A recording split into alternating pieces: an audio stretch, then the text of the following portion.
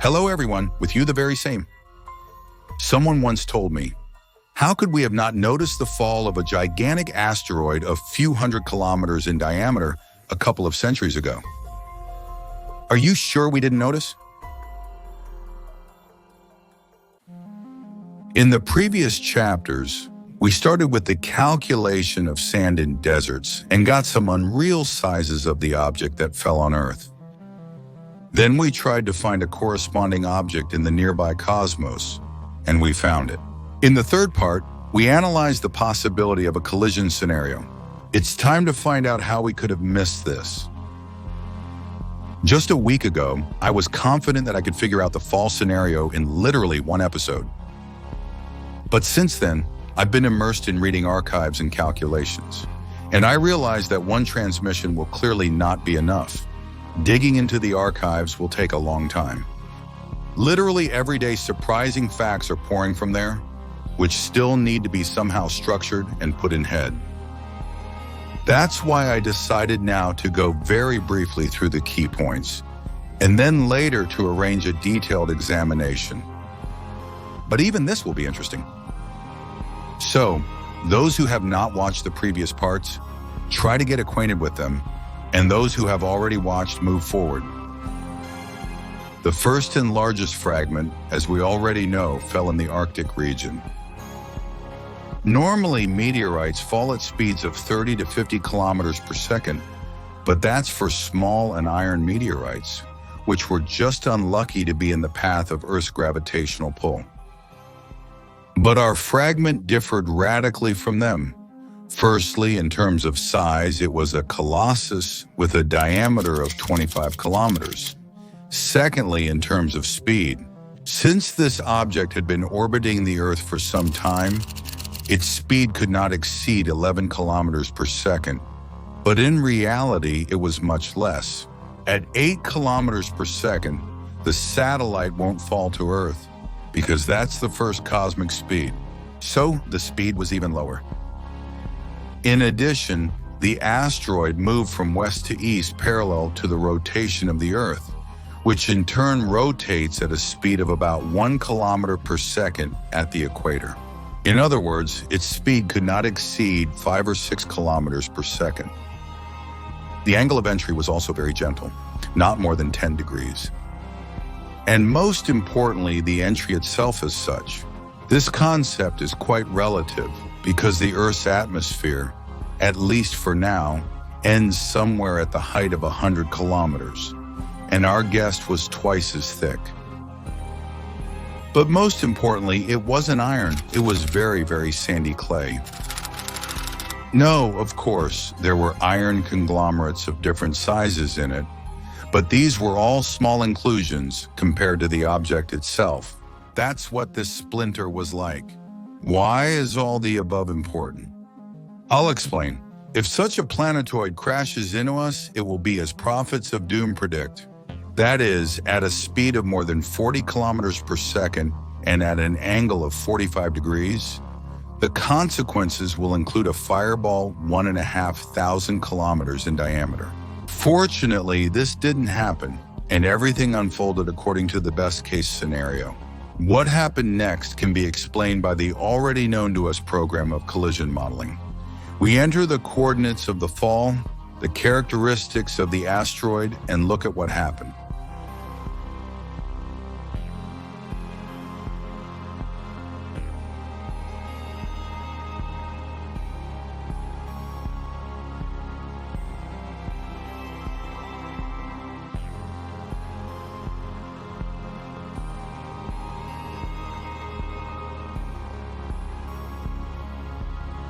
How do you find the dimensions of the crater?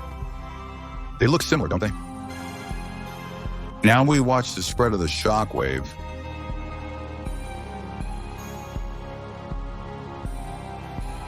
Hello indeed. I will have nothing to say, just watch.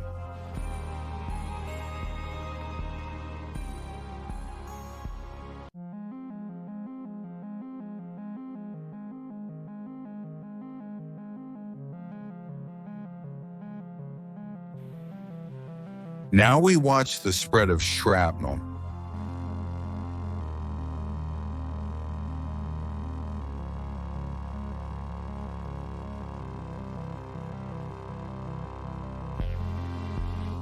Now, zone of seismic impact. No words needed, everything is clear. Exactly these territories were actively settled for unknown reasons to us, starting from the 15th, 16th century. But that's not all. These calculations take into account the current height and density of the atmosphere. However, at the time of impact, the atmosphere was denser by an order of magnitude, if not tens of times. And most likely it was higher, forming what is called a steam dome. This means that the atmospheric impact might have covered a smaller radius, but the force of this atmospheric impact was significantly higher. Even with the current state of the atmosphere, calculations show complete deforestation over vast territories.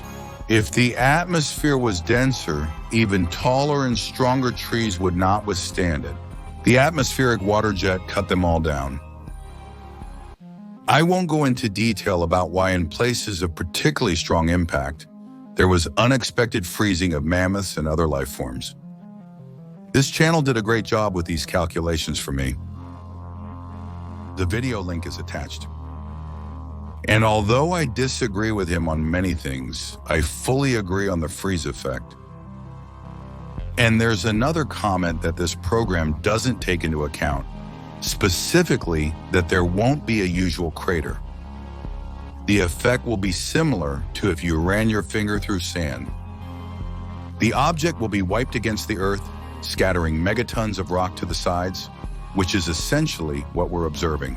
But we'll never find the asteroid itself. It's long since merged with the ground, rock, and atmosphere. Well, let's move on. 4 to 5 hours have passed since the first impact, and at this moment, 2 more fragments have reached Earth. I don't know which one of them fell first, and the difference was only in minutes. But we know their composition was similar to the first one, just a bit smaller in size. Well then, let's see what the central asteroid has concocted.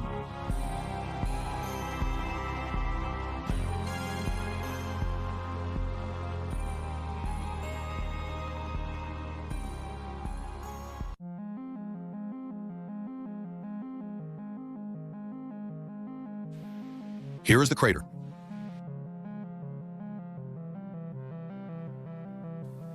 Here is the spread of the air shock, one that is capable of uprooting trees. Here is the radius of shrapnel fall, and here is the seismic impact.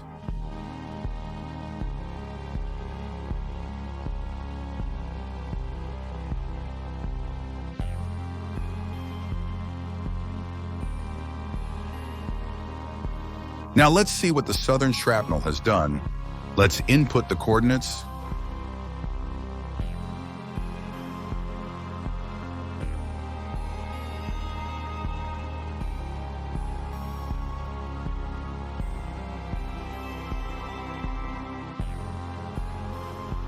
Here's the crater.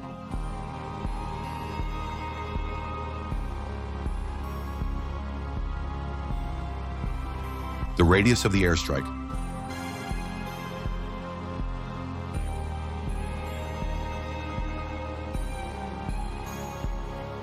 The spread of shrapnel.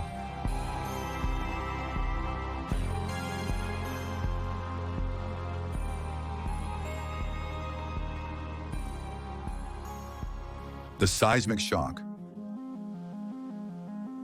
Nothing needs to be said. It is in the 15th, 16th century that the conquest of Siberia and America begins. Why? The answer lies right before you. Exactly these places were destroyed.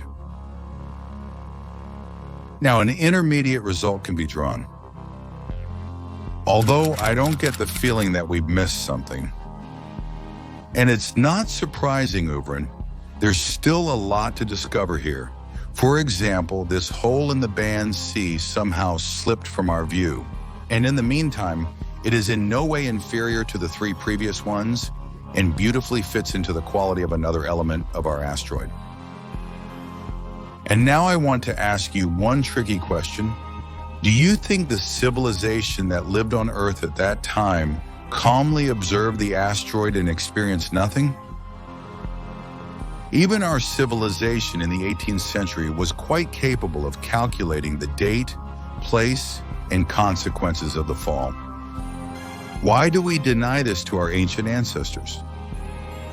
In other words, I am convinced that the ancients knew about the impending danger and threw all their strength into preserving civilization. This is a mysterious topic in itself, but something might shed light on it right now. Look at this map where I projected the flight path of the air hydrofoil. Here lies the answer to one of the oldest mysteries, particularly the fortress of Sacsayhuaman.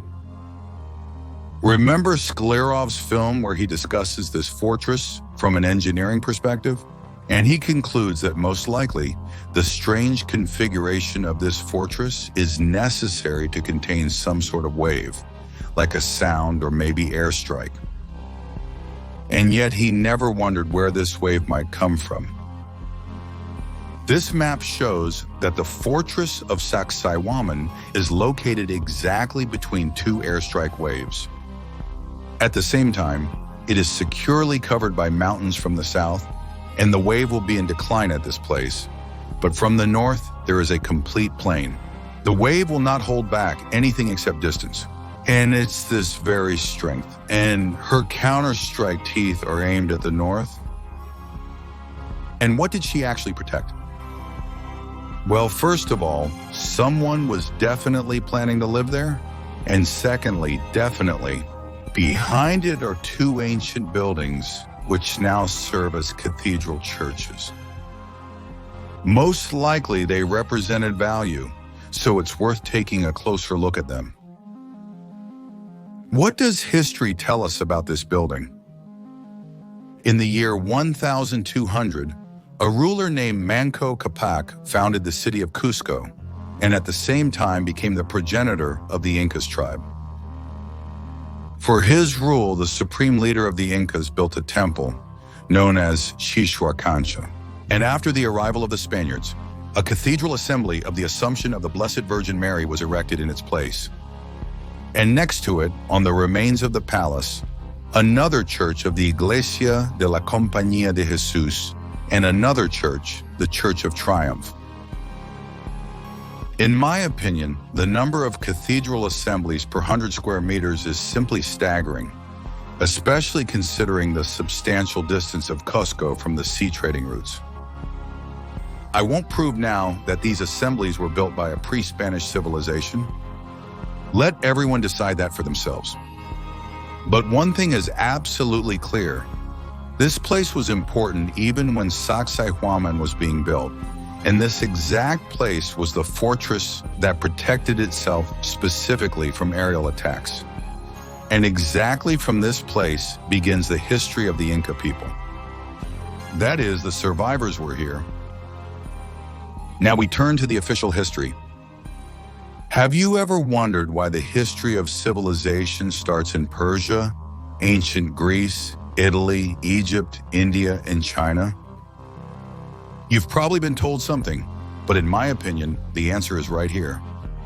So what didn't we notice with you? The fall of asteroids, or how we were deceived by historians with you? What else did I forget to say? Ah, yes, the Earth's axis. If the axis didn't shake from these impacts, then why is it tilted? And it's shaking now? There will be a separate series of video breakdowns about that. I ask my viewers for forgiveness in case anyone decides that I deceived hopes.